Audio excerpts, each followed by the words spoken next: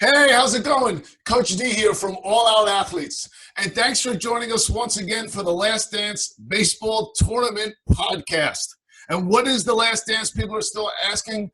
It's the seniors' last dance. They're actually going to have a baseball season, not just for the seniors, it's for the whole school, who's ever on the team, if they're sophomores and juniors. But it is the seniors' last dance. And with me on my podcast today is the originator of this idea. We're going to find out where the idea came from and how it all got together. So I want to introduce one of the baseball coaches. He went to Wake Forest, where he got a political degree in science and history. And because he likes to college hop from there, he went to Columbia. And he wasn't satisfied, so he got a sports business degree there. And then he went to law school over at Rutgers. So he's been around. And he was in the San Francisco Giants organization as a player, and I'm so glad to have him here with us. He also gives back for youth sports as he worked over in Edison, and it's the East Coast in conditioning, place for baseball. They have all different sports there, and I'm so glad he's on our podcast here. Coach Mike Moore, the St. Joe's AD and head varsity baseball coach. How's it going, Mike? Coach D, thank you for having me. It's going great. We're staying busy, getting this ready. Hopefully in the next few weeks, rolling everything out, getting it executed safe, and letting kids have some fun playing. So let's just start it out. I've talked to some coaches, and they're extremely excited. The excitement of athletes is the same excitement you want every game and every training session, every one. So here's the excitement every coach has been waiting for. So where did you get this idea? I mean, I know a lot of coaches are thinking, how can we make this happen? So how did you make this happen? The idea, I'm an athletic director and high school baseball coach, which this spring left me a lot of time of not doing a lot, right? Like each Monday at the beginning of since the middle of March, right? When schools went to distance learning, I've been sitting every Monday, waking up, going on a laptop on my Excel sheet and trying to figure out, all right, if we only get 4 weeks of a spring season, how do we fit games in for our sports? How do we get our spring athletes something? As you know, you follow news and you saw that probably wasn't going to be the case this spring with where we were going. May 4th, I think we found out that there was no spring season. The state tried to give us as much runway as they could, pushing back to the 30th. And so at that point, I was sitting down, and the Last Dance tournament name literally came about because I started the idea while I was watching parts 1 and 2 or 3 and 4 of the documentary. And it was just kind of a working Word doc on my laptop that never got a better name or a different name. Was trying to think of ways, we didn't have enough time to do a league, right? You don't have enough time to do these certain things. So like, what could we get kids excited about and give them closure? So pool play where you could guarantee 3 games, a bracket style something where, it's just a fun tournament you could be in. We threw in the midweek component to avoid club conflicts as best as we could. We just tried to answer as many questions. To your point, reading my background, I've been at sports facilities. I've run club baseball organizations. I'm a high school coach, high school AD, former player. Like a lot of my experiences, I was just trying to answer the questions that I'd have from all those different hats. Fortunately, one of my closest friends in coaching and a guy that my dad coached at Union Catholic decades ago, Brian Chapman, the head coach at Millburn, former New Jersey and National Coach of the Year.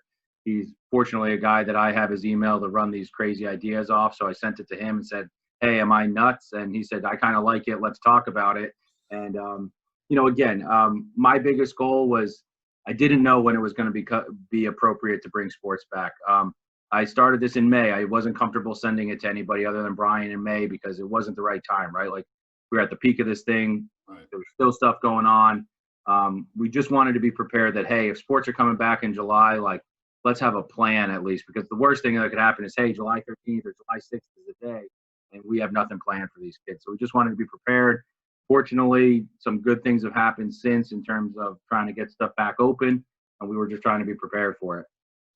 One of the things that All Out Athletes, I do a podcast with a professor in sports psychology on Thursday night, Dr. Gilbert. And one of the things we talk about is you want to stay ready. Yep. So you don't have to get ready, right? So we're going to find out who's been staying ready because the graduations were done. Everything was finished. And basically this baseball season has now resurrected. And now it's like some athletes have to go, oh, I have to start training again. Oh, I got to get to the batting cages. So we're going to find out who stayed ready and who needs to get ready. But so one of the things is this isn't cheap, right? This is you got to pay for umpires. So who's financing all of this? So we tried to keep the cost for getting into the tournament as low as possible to make it available to as many teams that wanted to do it. So the cost structure right now, it's $125 a team to get in. That covers kind of the macro things that we have to cover in this day and age, which is USSSA sanctioning the event. That provides your language on team insurance, COVID waivers, policies, procedures pertaining to that. Then obviously the actual managing of the tournament, additionally insured certificates for the venues. The teams are responsible, kind of like a summer legion used to be, where you're going to pay one umpire a game, so $80 a game. So you're talking the 125 plus 240 in umpire costs and game balls for while you're at it. The only other cost, and this is just team dependent, because it's not an NJSIA sanctioned event, you're not using school uniforms, you're not using those types of things. So, a lot of companies have stepped up with a good program on T-shirts and different things to get them out there in the uniforms. We're not, some are going in $8 cotton shirts, some are doing a dry fit, some are doing something special, like across the board. So we've tried to keep that there. But you're right, we then took on the added task of having a site manager, paying athletic trainers at every site. So we've gotten a lot of help from outside community, sponsors, different things to say, hey, like, this is a good idea. We're going to help you make it happen. And then finally, we added some special venues with the single elimination plan at the minor league parks, which is great. They obviously have a cost structure there. So, yeah, it's a lot of moving parts and getting a lot of help from outside people. Fortunately, I've said it a million times in all my conversations about this. New Jersey is a great baseball state with a lot of great baseball people. And that's players, coaches, companies that say, like, I've gotten a million texts from guys I used to coach, from guys I never coached that have sons in college now that baseball is important to them and getting back on the field is important. That just, Mike, tell me what you need, how you need it, what we can help with. We'll buy the thermometers. Like, so we're getting a lot of help. It's just aggregating all that and putting it together. You speak about some of the players may have $8 uniforms, $8 shirts, whatever they can get. I think the authenticity of this is great. From the simple fact that who cares what your number is, right? Like, some are going to have that number. All that stuff that that athletes take for granted, that you just get to play. This is not a have to. It's a get to. Sports is a get to. You don't have to have sports. You have to go to school. You have to have education, but you don't have to have sports.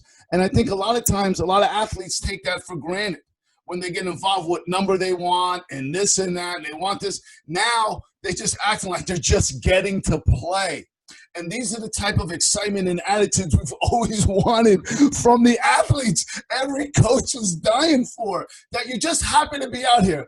Doesn't matter the cleats you have on. It doesn't matter what glove you have. You don't have to have the most expensive bat.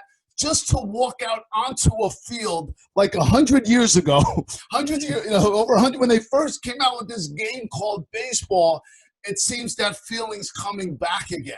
And you're one of the reasons to bring this excitement for, you take something away. Now that's all people want to do, right? Anything in life, you take it away. Now that's all we want to do. And now we're going to give it back to you. And remember this feeling in any sport. Remember this feeling when the other sports happen. Remember how this feels. Even after 20 games in, don't let this feeling go away, because that's how special this is to coaches like Mike and other coaches. They all feel that way every day they step out onto the field. You can see their passion in their eyes, and they're trying to give that to you every day. And now the players are feeling the way the coaches always feel, whether you're sitting at home writing up the practice so this is great. This is a great time for everybody in New Jersey, for New Jersey baseball. So how many teams? I think the paper wrote 192, and then I talked to John. He said it was 238. Yeah, we're right now in the 220s. We're Okay. closing things out tonight. Tonight we have a Zoom meeting with the host sites at 5. When I hop off with you, I'm sending out an email to the coaches, essentially saying, like, hey, here's our list of teams. Like, just final in out. Here we go. There's been a lot of moving parts. Again, to your point, this is a sandlot baseball, get everybody together and play type thing. So, and we've been managing a lot of different things, right? We have Department of Health guidelines, we have state guidelines, we have superintendents, board of eds, all the things that, like, a lot of these teams aren't using their district name, aren't doing these things. They're a parent, a former player, whatever it is, putting a group together. So just making sure we cover all our bases on that. We've had a lot of movement. About 300 teams expressed interest in it. Some of them, we have some smaller school co-ops to get kids available to play.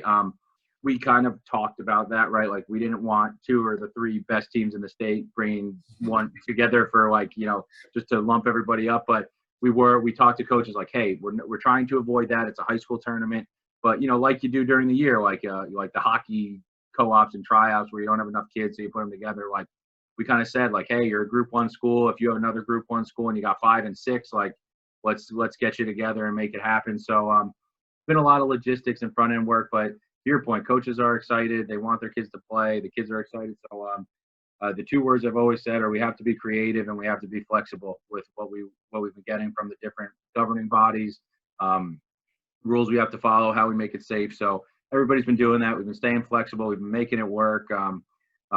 We've told a million coaches, myself, the guys that are helping organize the tournament, like, it's a new normal. Like, don't worry if your game's going to start at 3 instead of 4 or 10 instead of 11, or, like, if the game balls have the NFHS stamp or not. Like, that's just, like, for this week, that's just not going to be the focus. And we've been lucky on that. I mean, we've talked to over 250 schools, so we've talked to their coaches who are smart. We talked to from there. They've got questions from their administrators and from their board. So all in all, I feel like we collected so much data to make decisions on this thing that it helped us, take it from what's going to be fun to then you got to, like, to your point, it's a great idea. It's fun. It's baseball. It's all those things. But executing it properly and making it run smooth is something that we also want to make sure that it's a good experience for these kids. And we've hopefully thought of most of the questions. And when something else is thrown at it, we'll adjust and answer that one. So, Coach, I want to thank you for your time today. I have 2 more questions for you. So one of them is, there are safety concerns. So Yep. Are there any rules out? I know the governor, I know they're still working on, the safety rules and things like that. Is there anything you can tell us about the safetiness that can maybe put people at ease? You just have a better understanding of how it's going to happen, Yeah, we've tried to be diligent. I mean, look, we all know our situation here in New Jersey. We were one of the most heavily hit with this pandemic, and that's obviously no good, being number 2 in the nation in cases, right? The only advantage it gives us in coming back out of it is that most of the states have already done so. So we had a lot of data from different states on their protocols for reopening sports. At this point, we have the governing bodies between the youth summer camp guidance, Department of Health guidance, NJSIA phase 1 guidance, a lot of return to play protocols from private companies and different organizations.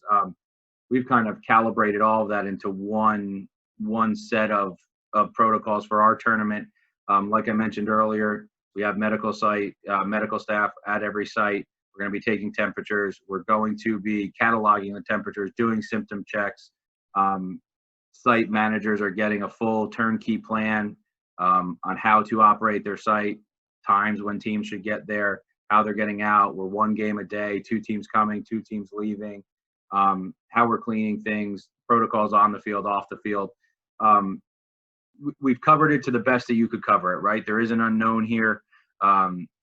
We believe it's as safe as it can be given what we have to do. Again, our goal is to keep kids safe. I didn't even put this idea out to people until it felt like, younger people were safe and this was getting out there. It's an outdoor sport. Fortunately, the sport has limits to contact as it is. We've talked to umpires about different positioning. They're prepared to go behind home plate. They're prepared to be behind the pitcher's mound if that makes more sense. We'll make that decision as we get closer. And then again, it's just trying to be as educated in what we do, follow every protocol, follow every procedure, and be prepared to handle a kid that shows up to a field with symptoms. If you're above 100.4 temperature, you're going home. Like, there's nothing you can do there. We want it to be safe. We want it to be fun. I believe that baseball, organized sports, I believe that with all of the real life stuff that we have going on in the world right now, your sanctuary, your ability to set that aside and kind of channel things positively. Sports can have a big impact on that. Now, is it worth your life? No. But at some point when things are safe enough, which we think we're getting to, we need to give these kids an opportunity to, mental health wise, physical health wise, go out there and enjoy themselves a little bit. We think we have the protocols in place to do that as safely as we can with the information we've been given. All right. All right. Sounds good. Sounds like you guys been doing everything you possibly can to check, double check, triple check, because it's, people's lives are at stake. Right. So, it's, all right. Well, let's talk baseball. let's talk the game. Yeah. So you played in the San Francisco organization. Your father was in the Chicago White Sox organization. Your brother was also an all-star catcher from Westfield. And is he still with the Minnesota Twins organization? He got done playing 2 years ago, so he's done now. Unfortunately, they still threw sliders in Double-A, so that was a little bit of a concern for him. So he's now in the workforce with the rest of us. Yeah, but it's amazing because athletes don't realize that even though you don't make it in Major League Baseball, there's so much you can do in sports and be around sports and be a huge influence as you are for other athletes. And, there's this great, you could be, athletic directors, they get paid good money. There's a lot of things you can do. Now, you've gone over and beyond to prepare yourself for a future in case, you didn't have a baseball career, but the things you've gone through with the San Francisco organization, just growing up in a house with a father who was in the Chicago, baseball's like in your blood. So is there any type of philosophies or anything you want to share as a coach? Because we talk a lot about two things. If you're not energized and you're not focused, then nothing else matters. If you're not willing to go all out, then don't step on the field. Stay on the sideline. When you're ready to give it everything you've got, come on out here. So how do you ignite your players? How do you get your players? Because I know some coaches are quiet. Some coaches like I'm a guy that gets I want you to get going. But if the coach has to be like that all the time, it's not going to work because eventually you turn your back, it's going to come back down. So how do you ignite your players after they make a mistake or they just don't want to be there? You're not going to have to now, right? They're ready to go. No. But somebody's going to strike out. Somebody's going to make an error. So if you can speak a little bit about that. Yeah. You know what? I'm not like as rah, right? Like you said, some guys are fired up, get in their guys' ears. I'm not. My coaching style is coming from that perspective you just went to. I was raised in a household where going to work on your hitting, heading in the batting cage with your brother, your sister, and your dad was how you escaped from real life, right? Like, so my family background, my dad passed away 7 years ago, had a heart attack right before Christmas. Like the most important thing to us was getting to AJ's first day at Georgia Tech the next 2 months later, right? Like baseball has always been a sanctuary for us. It's always been what you do when somebody gets divorced, something bad happens in your life. Like the real stuff we're going through this year, it's a pandemic. This year, it's race relations in our country. Like there's real issues, there's real things. I believe that sports allows you to kind of gain perspective on that, learn a skill set to make it happen. For my family, and you mentioned it before, like what you do beyond baseball. Like I tell players all the time, prepare like you're not going to be in the big leagues. I did everything but be a big leaguer. I was a minor league all-star. I was a Cape Cod League all-star. I played in the ACC. I got some really cool baseball experiences. I am not rich from playing baseball, right? What baseball did get me, though, is a great group of friends. For my family, I have two blue-collar, middle-class parents, and my sister, in between my brother and I, was a softball captain at University of Maryland. I went to Wake Forest. My brother went to Georgia Tech. We had about 75% of that paid for through taking school and taking baseball seriously. That's my hope for kids, right? Like, that can be a huge difference, dollars and cents for your family. It can help you get into a school that you wouldn't have got to otherwise. It can teach you a skill set that you're going to use in whatever job you do after you're done playing. For me, being around it is as close to playing as I'll ever get, being able to hopefully get kids there. And that's the perspective. It is, you said it before, it's something you get to do. It's not given to you. It's not anything else. My biggest advice in the current climate, I think everybody's always looking for, who's going to be scouting me this tournament, who's going to be doing this. And honestly, myself, my brother, my dad's path to pro ball was just trying to get better every day, right? Like, you're probably not going to be a pro player if you're not working on being the best 9-year-old you could be, or the best 13-year-old, or the best 17-year-old. Like, you kind of have to be where your feet are. And I think that's the biggest thing that's been getting lost. Like, try to be really good on a Tuesday night in front of nobody, in the same way that you would try to be on a Saturday if you're playing in a tournament with 15 cross-checker scouts there, right? Like, I think that's a mindset that guys need to be better at. I think that's important when you're kind of getting yourself ready, because it goes quick, right? Like, I got to play a lot of baseball and I was 25 and done playing, right? Like, with a lot of extra opportunities, with 200, college games, and then however many 250 more in pro ball, right?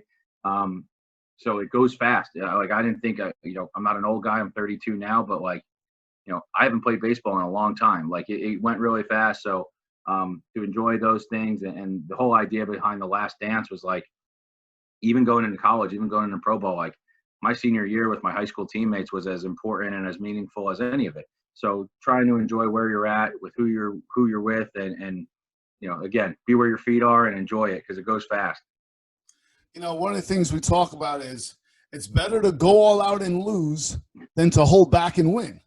And so that saying sounds stupid to athletes. Why would you want to go all out and lose? Well, because you have these goals and you may not make it there. So you go all out, you lose. You go all out and lose. You go all out and lose. And then you go all out and win. Who goes all out and finally wins? The underdogs, right? They go all out and lose, and then they beat that one team in the playoffs. So you went all out. I'm sure you wanted to play. You're in San Francisco Giants. You wanted to play Major League Baseball. You didn't get to where your dreams. But you went all out, and look where you are. And that's the thing. You trained yourself to go all out. That's what you trained. That's what it's about. Training yourself to go all out, so then when you get that job over somebody else, right, you get higher than because the average athlete will not go all out and lose. If they know they're going to lose, either, we're down 8 runs, it's the last inning. It's not, but you're training yourself to hold back. And that's the thing. You sound like the things you're telling me right now is if you've gone all out with some of the, I'm sure, you won championships along the way, and certain individual awards that you got, that comes from going all out. And it makes life a lot easier when that's just part of who you are on your daily basis. And sports is the best thing you can train. It's the best place to train to go all out. So, Coach, is there any last thing you'd like to say? Any last words before we get to The Last Dance? Oh, man. No, you know what? You're right on with this. It's an opportunity that it should be the freshest opportunity that guys have to know that, to take nothing for granted, right? That running out of ground ball hard, and same way getting over. If you pop up to shortstop, you've realized that over the last 4 months, that's not the worst thing in the world, right? Like, go out, be comfortable going out there, enjoy every second of it. It's a process, right? Enjoy the process of going out and enjoying it. Hopefully this is a good first step and some good things happening for these kids over the next few months. Get them back on the field, get them back into school. If these seniors are leaving for college, have it jump in. And the final piece, and I've said this a million times, the only thing I hope that we get out of this is that 10 years from now, when the next big adversity is there's going to be a bunch of these now 18-year-olds that are my age, and I just hope a few of them want to say, you know what, somebody didn't give up on us then, like, we're going to do the same now. Like, that is the goal. So hopefully The Last Dance is going to be fun for these kids, and we're going to make sure we make it safe and make it happen. Yeah, it's like anytime there's a problem in life, because, what is life? What is sports? Sports is a series of problem-solving events, just like life. Yep. But we can turning this thing, there's a pandemic. So the leaders are saying, we know some good's going to come out of this, right? The good leaders. And that's what you're doing. You're one of those leaders that's saying, let's bring some good out of this. And that's it. And that's what the leaders are, because a lot of athletes have been down, and we talk about, their mental state now, but we need those great leaders to say some good's going to come out of this. And right now, some good is coming out of this. And so, Coach Mike, I want to thank you. I want to wish the St. Joe's baseball team good luck. And thanks for coming up with this idea. Without your idea, I know you got the 2 other guys behind you, the other 2 workhorses with you. Once again, thanks a lot. Thanks for doing this. It's really bringing people the excitement back into sports the way it used to be and the way it always should be. So thanks again, Coach, for coming out. Yeah, thanks. Thank you so much for having me. And like I said, we'll make some positives out of it, and we're looking forward to it. But I appreciate the time, appreciate you having us on and the interest in it. So thank you very much. Yeah, this is great. And one last message for the athletes. If if you can go all in on your energy, you're all in. You're all in when the coach is talking. You're all in on your focus. Everything you do, you're all in. Whether you strike out, you don't matter. You just ignite. After you strike out, you tell somebody else to pick you up. You have an error, you shake it off. Just enjoy where you are. As Coach Mike said, be where you are. Or you're right here, right now. Just be there. Because if you're all in on your focus and you're all in on your energy and you're all in on the coach, only then and only then can the team rely on you to go all out. Hey, Coach D here. Thank you for joining us for the Last Dance Baseball Podcast. And if you need a little bit more help to boost that energy and focus, join us at 8 a.m. Monday mornings as I give a locker room speech to help you go out there and train like a champion. And if you want to think like a champion, join us Thursday nights at 8 p.m. as a professor of sports psychology, Dr. Gilbert, comes on to our All Out Athletes podcast to share the mental skills you need to get to that level you desire to go to. And if you want us to come and ignite the fire within your organization, just email us, alloutathletes@gmail.com. We'll see you Monday morning at 8 a.m. for your Monday Morning Igniter.